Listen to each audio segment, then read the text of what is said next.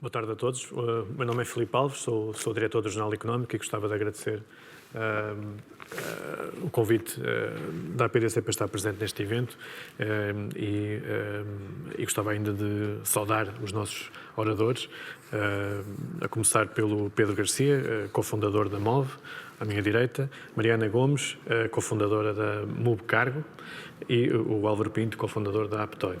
Esta conversa vai decorrer durante cerca de uma hora e vamos, no fundo, tentar perceber aqui o que é que levou estes jovens empresários, acho que posso chamar-me jovens empresários, optarem por uma vida de empreendedorismo, por uma vida de criação de novos projetos e não tanto por aquele emprego tradicional, seguro, das 9 às 5.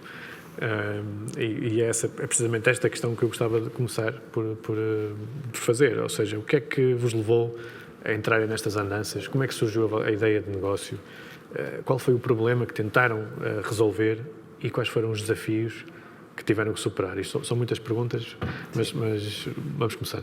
Aqui pelo Pedro. Sim. Olá a todos, muito boa tarde e obrigado também à APDC pelo convite em estar aqui e poder partilhar a minha experiência de empreendedor. Uma experiência que começou há, podemos dizer, 7 meses, mais coisa menos coisa em janeiro, mas também, se calhar também já começou antes, porque antes disso eu tirei o Lisbon MBA com os meus 2 cofundadores e, portanto, a experiência começa aí. A ideia surge, portanto, nós, parte do programa do Lisbon MBA fazemos uma parte do programa no MIT. Nós estivemos no MIT em Boston e aí nós fomos injetados, vá lá, com a cultura do empreendedorismo.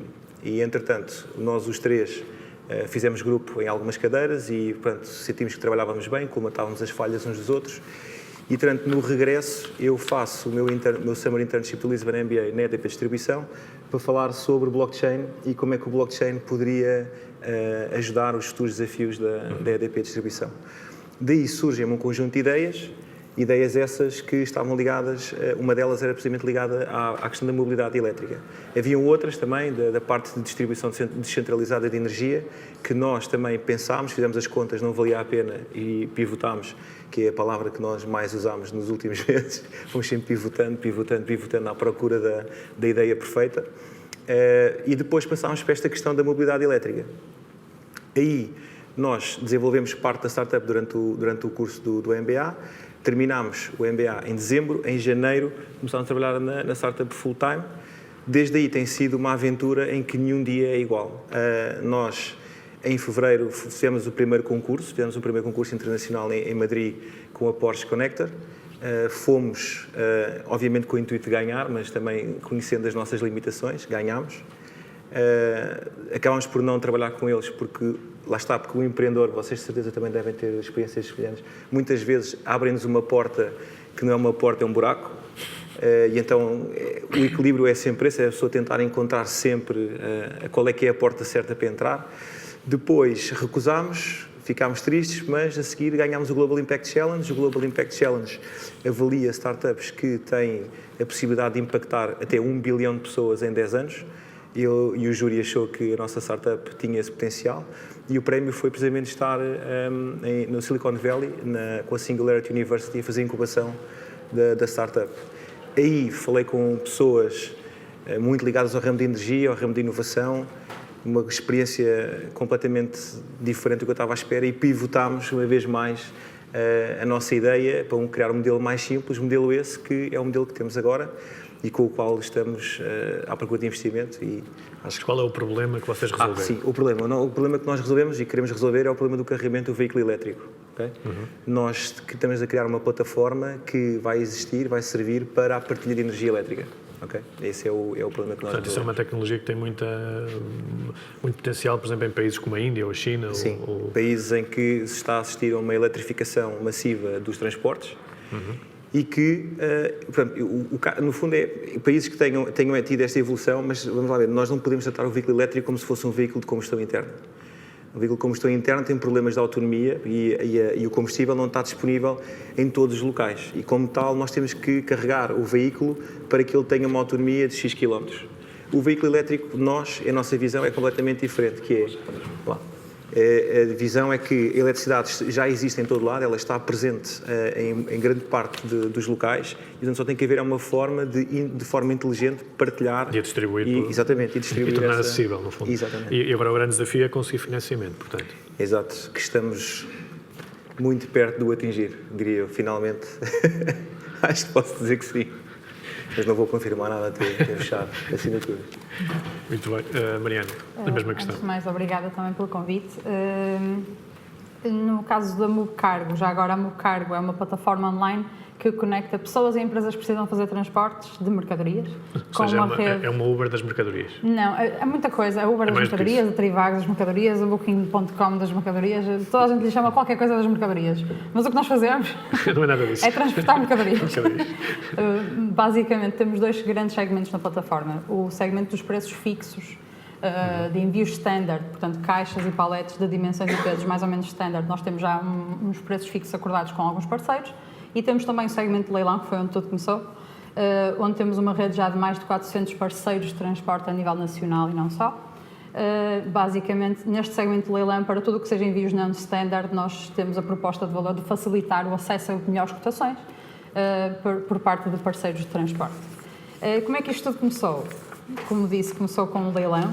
Quem teve a ideia do leilão não fui eu, foi o Carlos Palhares. O Carlos Palhares é uma pessoa muito ocupada, tem uma empresa já muito bem sucedida na área de metalomecânica, que é tudo menos uma startup. Portanto, tinha esta ideia e não conseguia arranjar tempo para a executar. Então, o que ele fez foi voltar à Porto Business School, onde tinha já feito um MBA, para encontrar uma ou duas pessoas, acabamos por ser hoje, que estivessem a fazer o projeto final nessa altura. Portanto, e acabei por ficar eu e o meu colega Pedro a executar esta ideia. Obviamente que agora o que a plataforma é neste momento já é tudo mais do que uma plataforma de leilão só. Portanto, também já temos o segmento dos preços fixos. Em termos do flow operacional, posso dizer que se calhar 80% foi o cliente que o desenhou. E desde novembro de 2016, que foi quando lançamos a nova plataforma até agora, já fizemos um longo caminho, já estamos na terceira plataforma que lançamos para o mercado. Conseguimos fechar uma ronda seed de 500 mil euros no início deste ano, com investidores, business angels portugueses e um lead investor holandês. Estamos a crescer 30% todos os meses desde o início do ano e, portanto, as coisas estão a correr bem e, estando a correr bem, vamos para a Espanha, porque os nossos parceiros já fazem todos os transportes em Espanha e parece-nos mais ou menos orgânico. É um mercado ibérico, no fundo, está integrado. Exatamente. Mas já agora, respondendo à questão do porquê é que não fui para um trabalho tradicional, eu acho que é uma questão de atitude, acima de tudo. Eu sempre fui uma pessoa muito inquieta. Para terem uma ideia, eu nunca tive um ciclo inteiro na mesma escola, desde a primária. Eu mudei para... Estiveste um ano a estudar jornalismo e saíste. Estive, exatamente. E depois tirei um curso em comunicação, que mesmo assim foi um ano em Braga e os outros 2 no Porto. Nunca perdi nenhum ano, mas arranjei sempre forma de mudar de escola. Nunca estava bem onde estava. Tirei um mestrado em gestão, depois fui tirar o MBA na Porto Business School. Antes de tirar o MBA já tinha feito uma startup, que ainda existe. E o MBA foi decisivo para este processo. O MBA foi decisivo para conhecer a equipa de cofundadores também. Acima de tudo, para conhecer a equipa de cofundadores. Portanto, acho que é uma questão de atitude. Sou uma pessoa inquieta e o mundo tradicional, tive trabalhos no mundo tradicional, sempre pareceu um bocadinho mais lento do que aquilo que eu conseguisse controlar se tivesse um projeto só meu. Portanto, a resposta aqui é mesmo a questão da inquietação. Ainda vamos voltar a este tema da cultura e da mentalidade, mas agora o Álvaro, a mesma questão. Muito bem. Então, começando pela parte da empresa, a Aptoide é uma empresa que surge em 2011. De facto, o projeto inicialmente começou a ser trabalhado em 2009 porque foi um projeto de verão dentro de uma empresa chamada Caixa Mágica, que lançou um desafio a um conjunto de alunos, na altura estudantes, e começou-se a desenvolver a tecnologia. E depois transformou-se em empresa em 2011. A Aptoide distribui aplicações mobile, Android, em todo o mundo, portanto concorre com o gigante Google Play, mas há outras lojas para além da nossa. A Amazon é um exemplo, a Samsung tem a sua loja, portanto este é um mercado um bocadinho diferente do mercado, por exemplo, do iOS e da Apple, onde há o exclusivo da Apple em termos de distribuição. Não, aqui há várias lojas a concorrer, num mercado que é gigantesco. Hoje em dia, 85% do mercado de smartphones, os smartphones são todos baseados na tecnologia Android e, portanto, é um mercado de milhares de milhões de utilizadores a nível mundial. E, pronto, e nós temos uma loja que tem vindo a crescer desde 2011, com uma atitude e do ponto de vista da proposta de valor diferente daquilo que é o Play Store, que é uma loja muito fechada, muito ligada, muito virada para o B2C. Nós somos uma loja comunitária, ou seja, um modelo muito parecido, por exemplo, com o YouTube para o vídeo, onde qualquer pessoa pode chegar e criar o seu canal de distribuição. É um modelo mais democrático e mais democrático, mais aberto. E trabalhamos também com parceiros, que é outra diferença, ou seja, empresas a nível global que querem ter uma solução de distribuição de apps, e nós temos serviços, temos conteúdo, estamos quase a atingir 1 milhão de aplicações na nossa plataforma, temos também serviços de controle de qualidade das apps, etc., monetização de apps, e portanto também trabalhamos com parceiros. Os nossos maiores parceiros atualmente estão na China, são marcas muito conhecidas na Ásia e começam a ser conhecidas aqui também, é o caso da Xiaomi, Oppo, Vivo, são grandes fabricantes de telemóveis. Aliás, é um dos países, um dos mercados onde vocês estão presentes diretamente. Sim, exatamente, o que eu ia dizer, nós temos a nossa base continua a ser Portugal, ou seja, os headquarters estão aqui, depois temos escritórios em Singapura e também na China, onde temos estas parcerias e, portanto, é um mercado muito relevante desse ponto de vista, mais do B2B do que propriamente na abordagem ao mercado. Como é que foi a entrada na China, no mercado chinês? Como é que conseguiram dar esse passo? Não foi complicado, porque, na verdade, nós, antes de abrirmos o escritório, em 2015, já estávamos a trabalhar com alguns parceiros chineses e, portanto, aquilo era um mercado para nós natural, que é a maior parte dos equipamentos que todos nós utilizamos são fabricados na China, é natural estar lá na fonte, falar com os fabricantes e tentar que eles utilizem a nossa tecnologia e convencê-los a utilizar a tecnologia. E foi isso um bocadinho o que fizemos. Pronto, do ponto de vista da história da empresa, muita coisa para contar. Neste momento estamos com só os números principais, cerca de 200 milhões de utilizadores em 2018 a utilizar a nossa plataforma. Temos mais de 300 milhões de downloads por mês e, portanto, já tem alguma dimensão. Tem vindo a crescer sempre bem. O nosso objetivo, gostaríamos de chegar a 2021 com 1.000 milhões de equipamentos e, portanto, nós queremos ser o unicórnio, não na perspectiva da valorização do mercado, mas sim do ponto de vista da base de utilização. E, portanto, gostávamos de atingir este número mágico, que é 1.000 milhões em 2021. Falando da parte do empreendedorismo, muito rapidamente, Sim. Esta não é a minha primeira empresa, já tinha criado outras. A primeira que criei foi uma empresa na altura da bolha das .com, quando toda a gente estava excitado com a internet e não percebia bem para que é que aquilo servia. E, portanto, nessa altura, eu e mais um amigo, que já... Para nós a tecnologia e a internet já usámos há alguns meses ou há um ano, pelo menos já conhecíamos a tecnologia, decidimos que faz sentido fazer aqui a ponte entre aquilo que é a realidade, esta nova realidade da internet, e as empresas que têm aqui um potencial tremendo do ponto de vista de colocação de produtos, de serviços, de promoção e comunicação. Vamos tentar fazer esta ponte com tecnologia que seja acessível a toda a gente. E, portanto, isto já vem muito de trás. É um bichinho que vem de há muito tempo. Completamente. Eu lembro-me de uma coisa engraçada, estava a vir para aqui, lembrei-me, quando estava no liceu, lembro-me de estar com um grupo de amigos, de colegas do liceu, e dizer, o meu grande objetivo é criar a minha própria empresa e quando chegar aos 35 anos estar reformado. Falhei nesse projeto, já tenho mais de 35, mas continuo a ter a mesma ambição, mas, enfim, é um moving target, como se costuma dizer. Exato. Jaime Jorge é o fundador da Codacy. Eu estava aqui a perguntar aos seus colegas de painel o que é que te levou a optar pelo empreendedorismo, o que é que te levou a entrar nestas andanças e que problema, que solução é que a Codacy trouxe ao mercado, como é que foi o arranque, como é que foi esse processo? Bem, primeiro, quero pedir desculpa pelo atraso, é um prazer estar aqui hoje. Ora bem, a Codacy nasceu há cerca de 5 anos atrás. Nasceu fruto de uma paixão e um amor grande que eu e o meu co-founder temos por linguagem de programação. Nós ficámos até às 4 da manhã só a falar de programação, linguagem de programação, de projetos, de open source, e queríamos muito, na altura, isto foi há 5 anos atrás, poder ajudar o máximo de programadores possível à volta de todo o mundo. Nós estávamos muito muito apaixonados com a ideia de que o GitHub tinha de ter, que é no fundo uma plataforma online de hosting de código, estava a avançar, estava a expandir a grande ritmo, e nós gostávamos muito dessa ideia. Portanto, queríamos tentar ajudar o máximo de programadores e com qualidade de software, no fundo.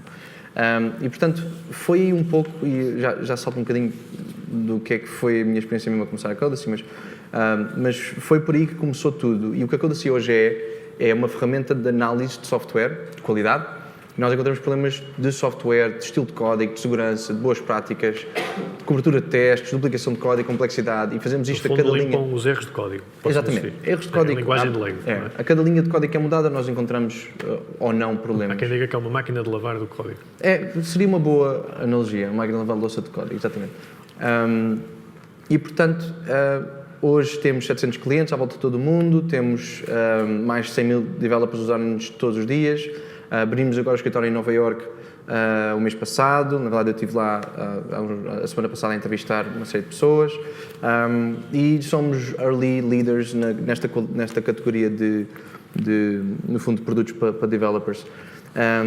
Porquê é que comecei a Codacy? Isso é uma boa pergunta. Eu na verdade, estava no técnico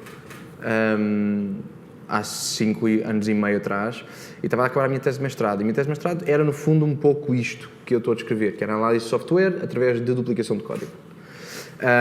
E era uma tese gira, era uma tese que começou a ter alguns resultados em projetos open source, noutros projetos também empresariais. Eu, na verdade, peguei na tese e fui pôr a funcionar em algumas das grandes telecoms aqui de Lisboa e ninguém pagou, o que é engraçado.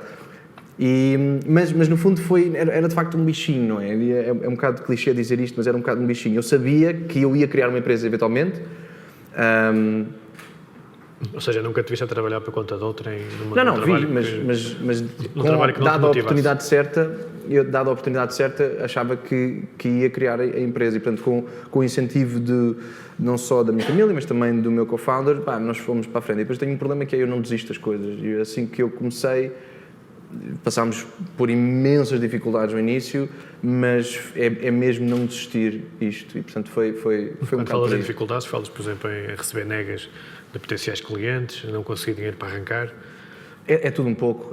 Portanto, é motivação da equipa, é tentar desenvolver um produto que ninguém te diz qual é a fórmula para fazer, clientes que não querem saber no início, mas que é bom ouvir os nãos e receber o feedback, investidores que todos dizem que sim, muito interessante, mas ninguém investe. É muito difícil o início, é muito difícil. É uma posição muito solitária, é preciso uma força mental única. E isto é uma pergunta também que faço a todos. Qual é a importância da família e dos amigos nesse contexto? É importante ter o apoio das pessoas que estão próximas de nós. Muito importante. Fazemos pela sequência do Cristiano. Ok, está bom. Eu posso dizer, há aqui o que está aqui, o que era o meu antigo chefe, antes de eu ter tido a ideia de ir tirar o MBA, e na altura, quando eu estava numa posição que eu acho que era confortável, eu trabalhava numa empresa que estava em claro crescimento e continua em crescimento, que era a Bold International. Portanto, eu estava numa posição que me era confortável. Eu até vou dizer isto é uma piada, mas é verdade. Eu tinha um carro que era a minha amante e vivia feliz com a minha amante e a minha mulher deixava. Estava tudo impecável. E há um dia em que eu decido ter esta ideia brilhante e não, vou tirar o MBA. E dentro da minha família, por exemplo, o meu pai e a minha mãe, o meu pai como é professor e também tem um passado empreendedor, que também já vinha do pai dele, portanto ele encarou as coisas que, não, eu percebo o que é que tu vais fazer e tal, ok, vai. A minha mãe, depressão, o meu sogro deixou de me falar e a minha sogra, coitada, ficou ali numa situação, pronto, a minha filha, coitada, foi-se meter. E a coisa ficou assim um bocado tremida. E então, só agora mais recentemente em que as coisas começam a estabilizar. Que isto vai dar certo, é que começaram a acalmar. Mas mesmo os amigos, lá está, como não estão tão perto, não é? E quando falam, pronto, nós também próprios, claro, vocês também têm a mesma experiência, que é, muitas vezes quando falam das coisas também querem falar positivo. A pessoa não vai com os amigos dizer, não, isto está a ser uma porcaria, e, eu fui bater à porta de não sei quantos investidores e todos eles adoram a ideia, mas depois quando chega a altura de dizer, vamos investir, não. E aliás, essa é uma característica de um gestor empreendedor que eu acho que é fenomenal, que é ter a visão de encontrar um mercado que não existe, que é a grande diferença em relação a outro tipo de gestor de qualquer outra empresa. É a minha opinião. E então, pronto, nós também passamos sempre aquela ideia mais positiva. Então, os amigos acabam sempre um bocado por dar aquela palmada nas costas, força, estás a seguir vai correr bem, vai continuar. Vai correr bem, mas depois em casa, sim, a família tem um papel muito importante. Muito bem. Mariana. Concordo. Acho que é preciso saber gerir relações também e filtrar, porque eu tenho pessoas que sei o que é que me vão dizer se eu contar determinada história e sei que vão ser mais negativas e às vezes preciso que sejam, que é para cair um bocadinho, E chegar outras um bocadinho à alturas é terra preciso que entre para um lado e sai também. para o outro. Depois tenho outras pessoas que eu sei que se lhes falar vão dizer não, mas cuidado que vocês já fizeram isto, isto e aquilo, lembra-te que já não é propriamente só uma ideia. Portanto, acho que sim, é importante saber gerir também essa relação e saber quem procurar. Relativamente à família, sempre tive no início, e portanto, esta já é a minha segunda startup. No início a reação sempre foi um bocadinho então, mas tens tantas oportunidades de trabalho, Vais-te meter podias nisto. estar também ali numa McKinsey ou assim e vais fazer aqui uma coisa do nada em Braga, para quê? Olha, vamos ver como é que corre, as coisas vão correndo bem, de repente começa-se a aparecer nas notícias, eles adoram quando se aparece nas notícias, aí já percebem, afinal a minha filha, olha, manda-me lá o link da notícia para eu mandar aos amigos, pronto, aí já gostam. Quando as coisas começam a correr bem, mudam um bocadinho a opinião. É saber gerir a relação. Claro. Tens um papel muito importante na saúde Exato. familiar que nós temos. Depois eu estou a reparar. Exato.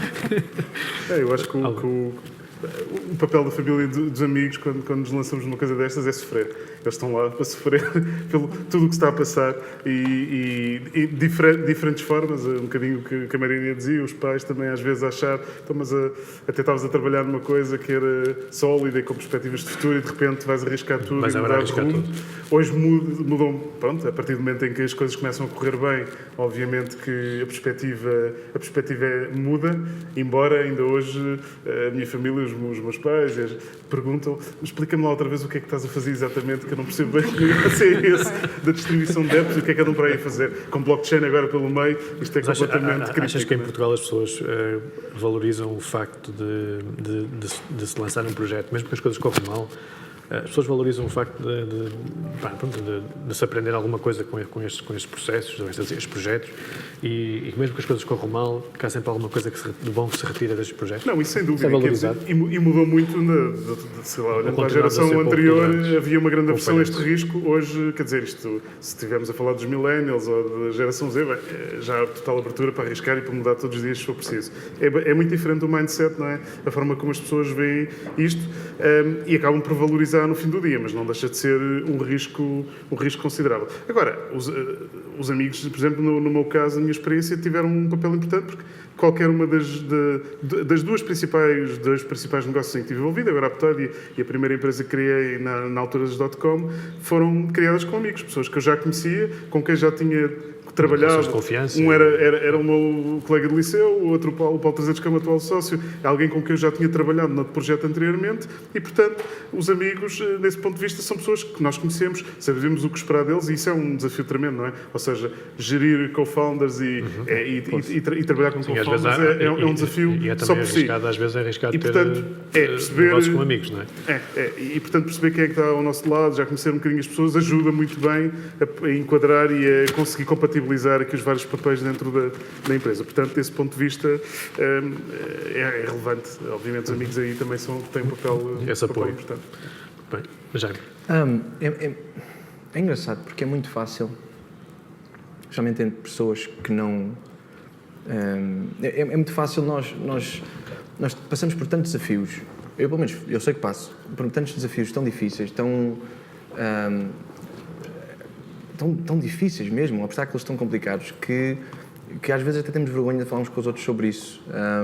Do estilo, eles vão pensar que eu sou um falhanço. Há muito uma coisa que é o síndrome de impostor em empreendedores, pelo menos nos meus amigos, e eu sei que eu às vezes sinto isso, cada vez menos, mas ainda sinto, que é, um dia vão descobrir que eu não devia estar a fazer isto. Um dia vão mesmo descobrir que, na verdade, eu não devia estar aqui. Portanto, aquilo que já foi dito aqui, que é muito verdade, que é nós por default dizemos não, está tudo a correr muito bem, está tudo ótimo, quando na verdade nunca está, por definição nunca está, senão estávamos todos já a faturar muito mais dinheiro, não é? E portanto, eu tenho muita sorte em ter amigos que são empreendedores e que falam também honestamente dos problemas que estão a passar, porque a vulnerabilidade deles ajuda-me a partilhar a minha e a dizer os problemas que nós temos. Portanto, nós todos temos, não é? E, portanto, é muito único. E acho que a empresa nunca tinha começado sem a minha família, sem a minha mãe, sem alguém ter-me ajudado e ter dito, vai, risca, experimenta. E eu acho que isso foi super importante. Eu acho que nós ainda temos um bocado de caminho a fazer nessa parte. Eu acho que já é assim uma aceitação por tudo o que é empreendedor Já há assim um romantismo que é, pá, aquelas pessoas são corajosas, estão a fazer coisas difíceis. Mas depois quando falhamos é do estilo, eu sabia, foram ali gastar o dinheiro dos investidores, pá, malandros, etc. E eu acho que ainda não estamos a 100% lá. Estamos a caminhar numa direção boa e a boa velocidade. Mas eu acho que ainda temos trabalho a fazer nessa parte do falhanço, do que é falhar. E do Aceitar melhor o falhanço. aceitar melhor o falhanço. E não é? perceber Das que o pessoas. falhanço também pode trazer lições positivas. Traz. E acho que é uma diferença fundamental entre pessoal isso. É isso. E notas diferenças que faça a outros países com quem contactas, com colegas, concorrentes de outros países, notas que essa cultura é diferente lá? Eu tive 2 anos em São Francisco. Nos Estados Unidos? Sim. E foi em 2014, 2015 e foi no fundo o início da Codacy, a perceber muito, a estar com developers todos os dias e aquilo é no fundo a terra do empreendedorismo, né? Aquilo é quase o núcleo. Lá é normal falhar 3, 4 vezes e ter um projeto. É quase, as pessoas usam crachás a dizer quantas startups é que já arrebentaram. Tipo cicatrizes. Tem no LinkedIn números a dizer isso e isso é, obviamente que nunca é uma coisa que é certamente só o currículo de uma pessoa, quantas startups é que falharam, mas é certamente experiência, porque eu sei o que é que não vou fazer na próxima. E muitas destas pessoas têm essa experiência como algo positiva e mesmo no contacto com os investidores seguintes da próxima, isso é algo que, ok, ele já passou por isto, ele já passou por esses problemas, chegou até ali e conseguiu, portanto ele sabe. E portanto eu acho que há cada vez menos, mas eu acho que ainda há um bocadinho de diferença, mas estamos a caminhar para reduzir isso. Outro tema que eu gostava que falassem é o tema do financiamento. Ou seja, como é que avaliam a forma como o Estado português tenta incentivar o empreendedorismo e canalizar verbas para o empreendedorismo? Acham que podia ser feito de outra forma, se calhar menos burocrática, mais amiga do mercado, se calhar mais transparente até? E gostava que ilustrassem isso com a vossa experiência pessoal. Bem, nós em questões de No vosso caso, investimento, eu sei que ainda não na questão de tem isso investimento, fechado. nós estamos ainda numa fase inicial de aprendizagem e, portanto, ainda talvez não tenha o conhecimento necessário para dar uma resposta mais completa. Mas posso falar em comparação àquilo que senti, por exemplo, também em São Francisco. Eu tive só 2 meses, não tive lá 2 anos, tive 2 meses, mas estava num processo de incubação e, portanto, nós tínhamos muito contacto com investidores, pessoas tanto na área de investimento, outras startups ou empresas de tecnologia gigantescas. E o que eu notava lá é que era muito mais fácil o contacto e as pessoas não tinham, ou seja, não havia nenhum pudor em o investidor abordar diretamente o empreendedor. Eu faço sempre um paralelo com um evento que eu tive há pouco tempo, que era o Lisbon Investment Summit, em que o que acontecia era que os investidores estavam confortavelmente sentados a beber um café e as pessoas é que iam lá ter com eles, mas os empreendedores muito mais novos, não é? Cheios de stress, já a pensar como é que eu vou dizer aquilo que eu tenho que fazer em meio segundo e quando chegavam lá, aquilo nunca corria bem. E lá era precisamente o oposto. Ou seja, lá os investidores têm a noção postura, que isto é um negócio e estão aqui para ganhar dinheiro e aproximavam-se e a muito oportunidade. Mais. Exato. Ou seja, vocês é que têm a oportunidade para eles, exatamente. Ao contrário. Sim. Outra coisa que nós também temos vindo a notar e acaba às vezes por ser um obstáculo para nós é que, por exemplo, os fundos comunitários, muitas vezes o que acontece é que esses fundos comunitários são absorvidos por grupos de investimento privado. E, portanto, o dinheiro que supostamente devia estar a ser investido nas startups não está a ser investido nas startups. É investido com o intermediário. Era aí que eu queria chegar. Esse modelo de intermediação por veículos que recebem esses fundos. Que acaba por nos dificultar a vida imenso, porque era dinheiro que nós podíamos ter sem ter que dar nada da startup em troca, não é? Mas pronto, como nós não temos outra hipótese, portanto, acabamos por ter que dar aquilo que não devíamos dar. Portanto, eu acho que é um mecanismo de financiamento um bocado perverso. Não sei se será a melhor, tenho a certeza que não é a melhor opção, como é óbvio, mas pronto, é aquilo que nós temos vindo a sentir que tem vindo a ser aquilo que nos tem dificultado mais a vida. E depois, para fechar só, a terceira coisa que é muito importante é encontrar o investidor certo, porque o investidor acaba por ser quase como que uma relação de família, não é? Quando nós nos vinculamos a um investidor, quer dizer, vamos ter ali uma relação muito próxima durante muito tempo e muito importante. E portanto, o que acontece é encontrar aquele investidor certo, é o smart money, não é? Que é aquele dinheiro que é mais do que o dinheiro, é o conhecimento, é o abrir as portas que não são alçapões, não é? E portanto, tem sido por aí as nossas dificuldades e os nossos desafios em relação ao investimento. Até por aí. Muito obrigado. No caso da Movecargo, nós como disse, fechamos uma ronda de 500 mil euros no início do ano. E eu tenho as duas perspectivas. Porque a ronda foi completada não só por business angels portugueses, mas também, e o lead investor é estrangeiro.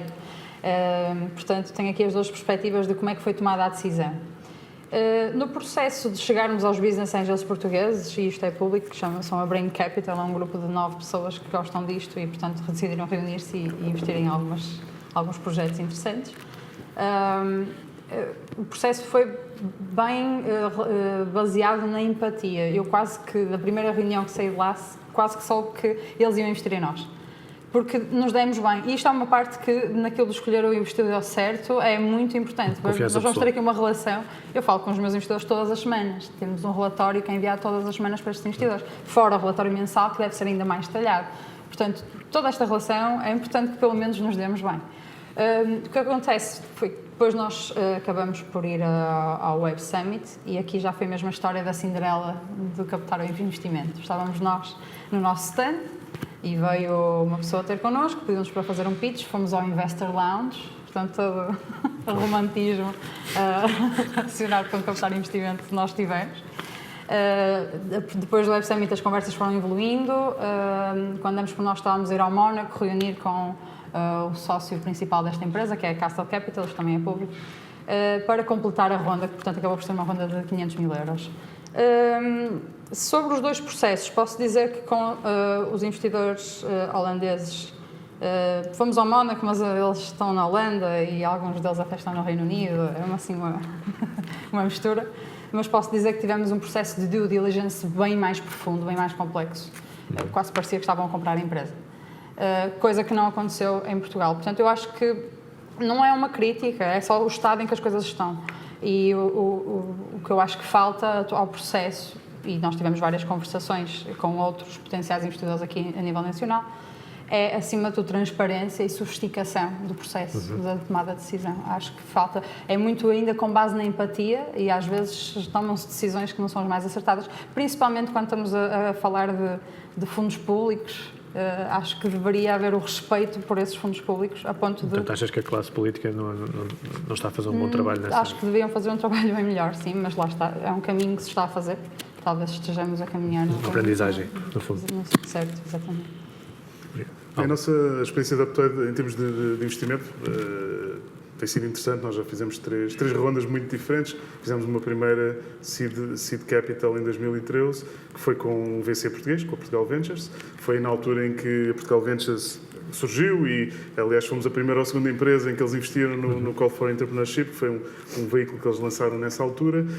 Depois, em 2016, tivemos uma ronda Série A, já com investidores do lead investor alemão. Na altura, nós queríamos fazer uma ronda na Ásia, porque estávamos a ver um crescimento muito grande da nossa indústria na Ásia, e decidimos, vamos fazer uma ronda na Ásia, que era uma coisa pouco comum ainda nas empresas que já tinham feito rondas fora de Portugal, nesta nova realidade das startups desde 2010, 2011, e foi uma experiência interessante. Acabámos por não ter um lead investor asiático, mas temos 2 investidores asiáticos nessa ronda, e o lead investor é alemão.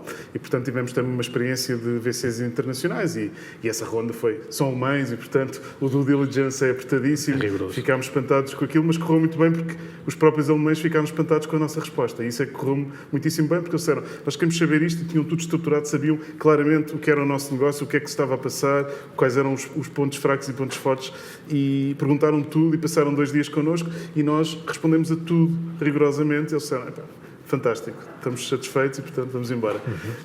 E depois tivemos uma terceira ronda muito diferente das 2 anteriores, o chamado ICO, o Initial Coin Offering, que aconteceu o ano passado, e, portanto, no total levantámos até agora 22 milhões de dólares, somando as três rondas. Voltando à pergunta que, Filipe, tinhas colocado relativamente ao papel do Estado, eu acho que o papel do Estado é fundamental numa realidade que está agora a nascer em Portugal. Ou seja, a diferença entre 2010 para trás e 2010 para a frente é abismal. Portanto, a realidade do ecossistema de startups que vemos hoje, e todas estas startups nasceram depois dessa data, é completamente diferente. É um modelo muito inspirado no modelo americano e de Silicon Valley, e que precisa de desenvolver-se. Quer dizer, nasceu um bebê novo em Portugal, agora é preciso alimentá-lo. Mas esta questão levantada pelo Pedro, da intermediação na aplicação dos fundos, é algo que faz sentido, em tua opinião? Quer dizer, eu acho que a intermediação de fundos comunitários europeus é inevitável e são duas coisas diferentes. Os fundos comunitários para fazer crescer um negócio, apostar numa coisa qualquer, outra coisa é o capital de risco. São coisas muito diferentes, não é? E têm mecanismos muito diferentes na Europa. E todos nós sabemos, por mais experiência ou menos que tenhamos, que lidar com as entidades a nível europeu, seja para o que for, é um processo ultra burocrático. Se há alguma coisa que se pode dizer sobre a União Europeia é que tem processos ultra burocráticos e o red tape, não é? É uma coisa pavorosa. E, portanto, há sempre complicações. O que eu acho é que, sim, temos que agilizar, tornar mais ágil os mecanismos e os veículos de financiamento e investimento, neste caso o capital de risco, faz todo sentido, mas eu vejo que o papel do Estado continua a ser muito importante nesta fase em que estamos em Portugal. Ou seja, mais à frente, se calhar, já temos muitos investidores internacionais que estão sediados aqui, estão colocados aqui, têm presenças aqui, estão interessados nas startups portuguesas. Presença pública. Agora não temos. A segunda ronda que foi na Ásia, quando nós fomos falar com os investidores asiáticos, eles não sabiam, mas em Portugal, mas eu não, como é que eu faço due diligence lá? Eu não tenho investimento nenhum aí, eu não faço ideia como fazer, não tenho presença nenhuma. E isto foi-se construindo, o Web Summit ajuda, há uma série de coisas que ajudam, mas estamos num caminho ainda de crescimento, onde o papel do Estado também é importante. Não é exclusivo, eu não acho que, quer dizer, o Estado vai investir no capital de risco e fazer tudo por nós, mas que pode ajudar em coisas que são estratégicas e a direcionar. Estimular. Estimular e criar um caminho que seja sustentável, sem dúvida alguma. Mas há também outra coisa que o Estado pode fazer, que é, por exemplo, fazer regras concretas para os ICOs, por exemplo. Como é que foi a vossa experiência no ICO? Bem, nós fizemos o ICO o ano passado. Do ponto de vista regulatório, não havia praticamente legislação em lado nenhum, muito pouca coisa nos Estados Unidos, porque há vários tipos de tokens, que são os tokens dos securities e os utilities, não vale a pena ir ao detalhe, mas nos Estados Unidos já há alguma doutrina sobre isso. Por exemplo, em Singapura, onde nós temos escritório, também já há alguma, porque já tinha havido 3 ou 4 ICOs antes do nosso, e, portanto, nós até optámos por fazer o ICO não em Portugal, mas em Singapura. Tínhamos a empresa já lá, o nosso mercado estava a crescer lá, havia outra já experiência anterior e, portanto, optámos. Era mais seguro para nós, na medida em que já havia experiência anterior e já havia uma palavra das entidades reguladoras sobre esta matéria. Em Portugal estávamos no zero e, portanto, o risco era muito maior, porque, obviamente, apesar de não haver enquadramento legal, também temos a questão de, também não sabemos o que é que podemos esperar, como é que as coisas vão evoluir, o que é que de hoje para amanhã vai acontecer do ponto de vista do investimento, de proteção aos investidores, do ponto de vista dos AMLs, portanto, do anti-money laundering, uma série de regras que há a nível internacional, a nível fiscal, tudo isso são temas, não é? Nada disso está ainda nem é muito claro. E, portanto, como é que foi uma primeira experiência com a CMVM, por exemplo? Nós, na altura, falámos com a CMVM e... Eles mostraram abertura para este... Foi tranquilo, ou seja, nós explicámos o que estávamos a fazer, estávamos também bem preparados do ponto de vista legal, porque tínhamos parceiros de Singapura, tínhamos inclusive um parceiro no escritório em Portugal sobre como é que isto se enquadrava, e, portanto, estávamos preparados para isso acontecer. E, de facto, falámos com eles, mas com toda a naturalidade e não houve questão nenhuma. Na altura em que nós fizemos o nosso ICO, foi na altura do Web Summit do ano passado, houve um aviso à navegação, um aviso aos mercados da CMVM e também do Banco de Portugal relativamente a estas questões e dos riscos dos ICOs e do investimento em ICOs, mas, quer dizer, foi uma coisa muito genérica e que nós vimos acontecer em N países, não é um exclusivo de Portugal. Portanto, desse ponto de vista, tudo bem. Agora, que é preciso alguma regulação, sim, mas com espaço, obviamente, para a inovação e para que seja possível continuar a ter esse... proteger os ICOs. investidores, mas ao mesmo tempo garantir que esses instrumentos existem e estão disponíveis para os empreendedores. Sem dúvida. Muito bem. Jaime, a questão é mesmo. A Codacy levantou já mais de 6 milhões de euros em 3 rondas. A primeira ronda que nós fizemos foi uma pre-seed, que foi com investidores portugueses. Tivemos imensa sorte. As pessoas que estamos a trabalhar, ainda hoje trabalhamos, são pessoas pacientes, pessoas com conhecimento, pessoas com network, pessoas que no fundo, muita sorte tivemos nós em trabalhar com estes 2 investidores portugueses, a Armilar e a Faber Ventures. E assim foi no fundo como começou. Essa foi uma ronda de 400 mil euros. Depois levantámos 1 milhão e foi liderado pela Caixa e tivemos uma série de outros investidores europeus e alguns angels americanos, e agora recentemente recebemos investimento da EQT Ventures. A EQT Ventures é o venture arm de um dos maiores private equity groups do mundo, que é a EQT, e que só o venture arm alone gera 600 milhões de euros e, portanto, eles têm firepower. Gostaram muito, vieram ter connosco e a maneira como eu vejo o VC como um empreendedor é fuel, ok? Portanto, no fundo, é algo que tu usas para crescer mais e mais rápido, para chegar a um objetivo mais cedo. Não é para descobrir, ou seja, não deveria ser para descobrir coisas fundamentais do negócio, porque isso vais vender equity muito cara do teu negócio para fazer isso. A meu ver, a melhor maneira de levantar dinheiro depois do que já se passou na Codacy e depois de falar com muitos outros empreendedores e se formos falar hoje com muitos empreendedores, então já passaram pelas suas Series A e o teu exemplo é um desses, não é? Toda a gente diz, o meu próximo negócio vai ser cash flow positive assim que eu puder e quando eu quiser levantar dinheiro vai ser aos meus próprios termos. E isso é uma coisa fundamental, que é nós deveríamos otimizar as nossas empresas, a meu ver, para pôr-nos sempre numa situação o mais saudável possível, para que seja uma opção, mas não uma necessidade, ter conversas com vocês. Porque isso aí mete-nos numa posição, como empreendedores, muito mais forte. Ao invés de termos de ir pedir dinheiro e vamos estar numa posição mais forte em que podemos criar ter interesses de muitos e podemos tornar ali um clima competitivo em que recebemos term sheets de vários. E, portanto, essa é a minha abordagem. A empresa tem de ser tão saudável que haja uma lista de espera de investidores para poder investir lá. Isto é o que eu acho que deveria sempre acontecer. E, portanto, nós não devemos precisar de VC Money, devemos usar VC Money para chegar lá mais cedo. Eu tenho o meu plano. O meu plano é 2, 3, 5 anos. Com o VC Money, se calhar consigo fazer mais cedo. Portanto, se vocês quiserem, juntos vamos ser ainda melhor. Mas eu vou continuar, eu não preciso de vocês. É algo importante. Portanto, esta no fundo é a minha... independência, no fundo. A dependência é perigosa. E nessa equação, onde é que fica a banca, por exemplo? É uma opção? Ir à banca buscar dinheiro?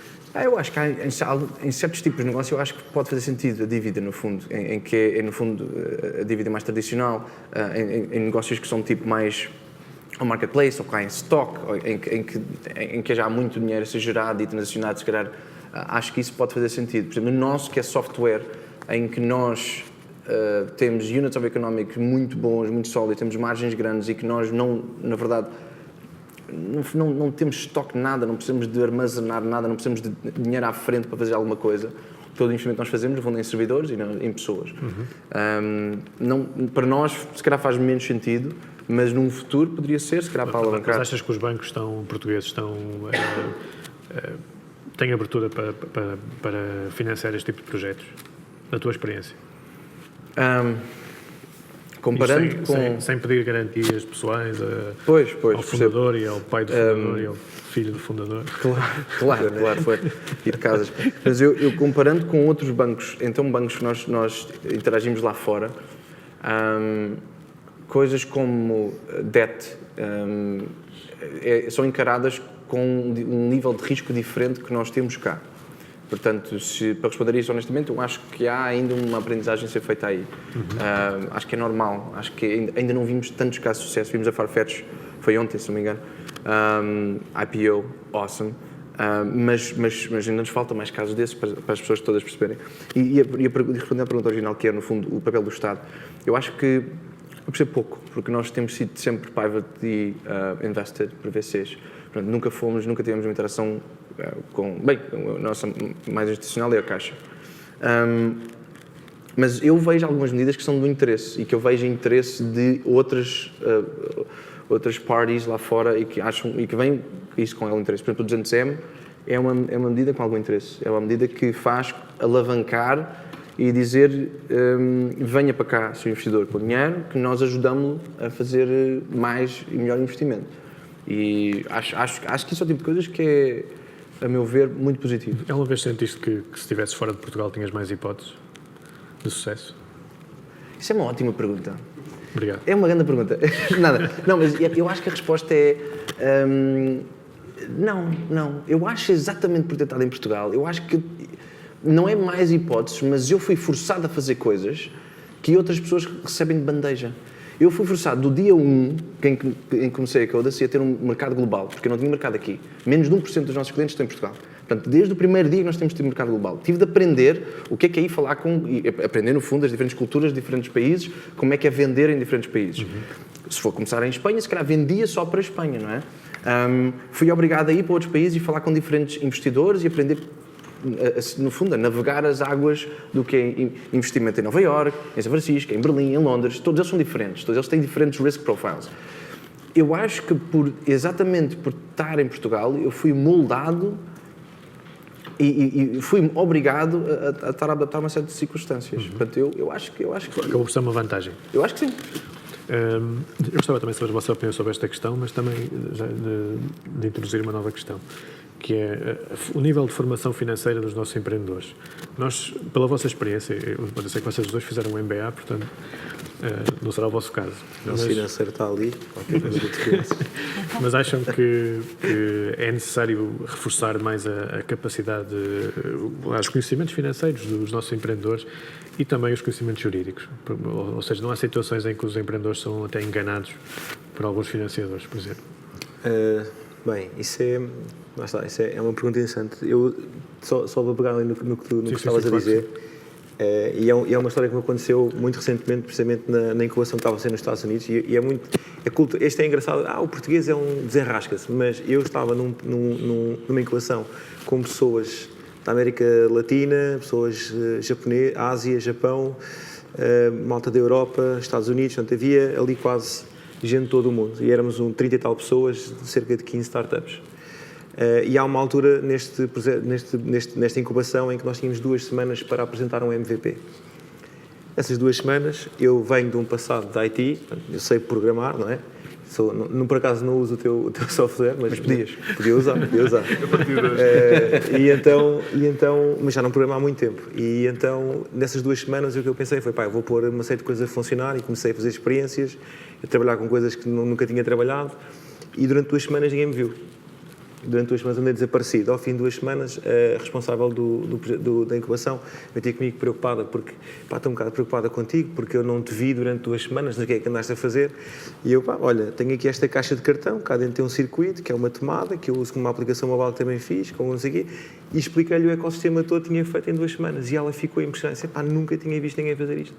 Em 2 semanas. Pronto, lá está. É aquela questão, o português é o desenrascado por si só. Se quer fazer, vai fazer. Não está à espera que lhe digam para fazer. E eu acho que culturalmente isso é muito forte do nosso lado. Pessoas do resto do mundo nunca as vi fazer isto. Tinham um problema e aliás, acho que a palavra desenrascanço é mesmo português. Acho que não existe mais nada disto. Isto é uma mais-valia que nós temos, português, acho eu, e portanto eu hei de vender isto até ao fim dos meus dias.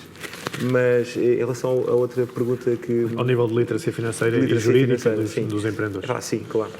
Há muita coisa que nos é pedida em rondas de investimento, que se nós não tivéssemos literacia financeira, ficávamos um bocado, o que é que eles querem daqui? A probabilidade de teres um negócio pior aumenta exponencialmente, não é? Se soubermos ler o que é que está nos números é muito mais fácil, e se soubermos escrever os números mais fácil fica. Portanto, há aqui um equilíbrio. Juridicamente, sim, sem dúvida. Nós vamos, acredito eu, chegar a essa fase muito em breve, e vamos ter que ganhar essa literacia, vamos ter que nos socorrer de quem sabe, dos nossos amigos, dos nossos conhecidos, mas sim, é essencial. Mariana, concordas? Concordo. Concordo também, principalmente com a questão de ainda bem que estou em Portugal. A parte de Portugal é mesmo crucial para nós, porque nós no início tínhamos uma operação que era tudo menos escalável. Era muito ainda baseada no pegar o telefone e falar com o cliente, porque não tínhamos dados suficientes para fazer envios. Portanto, no início, e ainda bem que estávamos só em Portugal, porque não tínhamos aquele boom de vendas que se tivéssemos, se calhar a marca já não existia, porque tinha corrido muito mal. Portugal é um excelente mercado para testar negócios. Acho que é um excelente mercado porque é muito controlado, é pequeno. E agora, é preciso ter a visão global desde o início. Não vamos justificar uma ronda de investimento ou o próprio negócio, mesmo sem haver investimento, só com Portugal, à partida. Portanto, eu acho que, havendo a visão global desde o início, Portugal é um excelente mercado de teste. Sobre a sofisticação financeira, também acho que devemos ser realistas. É chamar as pessoas certas, porque no nosso caso, então, nós tínhamos um professor que era o professor de Venture Capital do MBA, mais sofisticado do que ele não poderia ser, então chamámos-lo para a equipa. Ele tem uma pequena porcentagem da empresa e é a pessoa que, no fundo, nos faz aqui a due diligence de tudo o que seja entradas de investimentos. Que assim estão mais tranquilos e tem ali alguém que... É rodearmos das pessoas certas, não vale a pena estarmos a correr esse risco para mais à frente nos arrependermos. Álvaro. Bem, relativamente a startups em Portugal, não há qualquer, eu não vejo qualquer desvantagem, ou seja, ter uma startup ou ter um negócio, ou fazê-lo crescer, é uma equação complexa, não é? E, portanto, há tantos fatores que contam que é preciso sabermos aproveitar o melhor de Portugal. E há muito este preconceito, Portugal é muito pequeno, Portugal não tem recursos, mas isso é uma desvantagem e uma vantagem. As pessoas têm que transformar isso numa vantagem. É muito simples. Eu vejo exemplos de vantagens de Portugal. O facto de sermos um país europeu conta muito, por exemplo, na relação que temos tido com a nossa experiência na Ásia. Ou seja, há muitos dos nossos parceiros que, quando nós dizemos, não, mas nós sabemos como é que funciona o mercado europeu, para eles isto abre portas logo, porque eles dizem logo, mas isso é o que nós não sabemos. Nós que temos a vontade, a força, a capacidade de investimento de ir para a Europa ou para os Estados Unidos, mas não sabemos como operar nesses mercados. Vocês sabem, isso é bom. E quando dizemos, não, depois há problemas legais, mas nós operamos a partir de Portugal. Nós estamos completamente compliance com a lei americana, com a lei europeia, não há problema nenhum. Isso para eles é um descanso. Portanto, há aqui vantagens, o facto de sermos portugueses. Saber utilizar aqui saber utilizá-las. A dimensão a nosso favor, no fundo. Isto que a Mariana estava a dizer este mercado, se quisermos começar por testar em Portugal, é um mercado com uma dimensão interessante para começar, sem dúvida. Se fôssemos um mercado gigante, se calhar é mais difícil. Portanto, acho que é uma boa plataforma de testes para depois alavancar e passar. É necessário ter já essa visão global logo desde o início. Claro. E no nosso caso, por exemplo, nós, na verdade, começamos a crescer fora de Portugal. Os primeiros mercados onde tivemos uma base de utilizadores foi a Espanha, depois passámos para a América do Sul, um bocadinho a Europa, outros países da Europa, nunca foi Portugal. Neste momento, Portugal é o 25º país no nosso ranking. Portanto, não tem expressão desse ponto de vista. Mas isso não quer dizer nada. Podia ter sido um país importante e uma alavanca importante para o nosso negócio. Portanto, isto é um bocadinho de preconceito. As pessoas têm que acabar com isso, porque nós somos tão capazes ou melhores do que outros. Não há qualquer dúvida sobre isso. Relativamente às competências para fazer uma empresa e se a parte financeira e o know-how é importante, financeiro ou jurídico. É um ninho, porque, na verdade, se nós olharmos para grandes empresas de sucesso nesta era digital, os fundadores não tinham todas as valências e tiveram sucesso, não é? Portanto, isso não é preciso, não são ingredientes fundamentais. Se calhar vemos mais startups americanas, por exemplo, com alguém que é mais o geek, portanto, o técnico, e depois uma pessoa mais de sales e de comunicação, mas não é necessariamente essa fórmula única para ter sucesso, e muito menos jurídico ou financeiro. É ter esses recursos à disposição, essas competências à disposição, está bem rodeado, no fundo. Eu acho que chega aqui aquela ideia, nós não construímos startups neste modelo que estamos a criar em Portugal ou em qualquer parte do mundo, numa lógica do self-made man, isso já acabou, não é? E, portanto, nós só conseguimos fazer isso se pegarmos numa ou duas pessoas que têm vontade de fazer, ou três, que têm vontade de realmente levar um projeto por diante, têm algumas das competências e, logo possível, junta a essas competências aquelas que não têm. E, portanto, é alguém na área jurídica, alguém na parte financeira, porque isto é crítico para o negócio, e em cada fase do negócio há necessidades diferentes. Quer dizer, nem eu, nem nenhuma das pessoas que está aqui, nem nenhum fundador provavelmente tem as competências para fazer tudo. É impossível, literalmente. Portanto, temos é que ir buscar o melhor talento possível que tiver ao nosso alcance e com isso tentar crescer. Muito bem. Já, mas esta questão da literacia financeira, do conhecimento jurídico, é importante? Eu acho que o Álvaro disse tudo agora. Eu acho outra coisa também, que é muita desta parte do empreendedorismo são coisas que infelizmente não se ensinam. Ou seja, literacia financeira de facto ensina-se, parte legal ensina-se também, mas por exemplo, eu vim do técnico, acabei de tirar a minha tese de mestrado, vim do técnico, não fazia a mínima ideia do que é que estava dentro do term sheet, não fazia a mínima ideia do que é que estava envolvido em fazer a parte de contabilidade avançada que a empresa precisava, etc. E tive de aprender. E, portanto, eu acho que há uma parte que só se vai aprender quando se está no meio da situação. E podemos treinar. Eu não tenho um MBA. E eu acho que a educação que eu fosse tirar nunca me ia preparar para as coisas, na verdade, que são mais fundamentais, que é o que o Álvaro está a dizer, de um negócio que é ir arranjar clientes. E qual é o produto certo para esses clientes? E como é que se vai vender? E definir uma proposição de valor. E como é que é a go-to-market strategy? E essas partes todas, nós podemos lê-las 100 vezes num livro, mas de facto ir fazer, não há nada como ir fazer para aprender como é que se faz isto. Esse conhecimento teórico é importante, mas mais importante é a prática. Não, eu acho que a vivência do dia-a-dia e aprender as competências-chave. Vi há uns tempos um estudo, acho que era de Stanford e tudo, e dizia que empreendedorismo mesmo, ou seja, estar nestes pontos em que nós estamos os 4 não é algo que se leia, não é algo que se aprenda sem fazer. Só se vai aprender a fazer e é assim que nós vamos levar bofetadas e erros e denials e vamos ter de persistir. E isso é algo que é único. E, portanto, eu aplico isso a tudo o resto. E se eu precisar de ir aprender, vou aprender uma coisa. E se eu não conseguir, ou se eu perder muito tempo a aprender, vou arranjar alguém que faça melhor do que eu. E acho que esse também é o truque disto tudo. Sim, é o que eu acho. Muito bem. Nós temos ainda 2 minutos e eu pedia a cada um 30 segundos que me dissessem qual é a vossa visão para o vosso projeto. Onde é que querem estar daqui a 5 anos? Nós queremos revolucionar a forma como os carros elétricos são carregados e deixar de olhar para os carros como sendo carros de combustão e passar a ser carros efetivamente elétricos. Muito bem. Eu gostava de ter métricas sobre quanto é que nós estamos a otimizar a capacidade disponível dos veículos, dos transportadores, que essa foi a nossa visão inicial e, entretanto, fomos para outras coisas para podermos pagar as operações, entre aspas, mas gostava já de ter métricas de poupança, de combustível e de tempo, etc.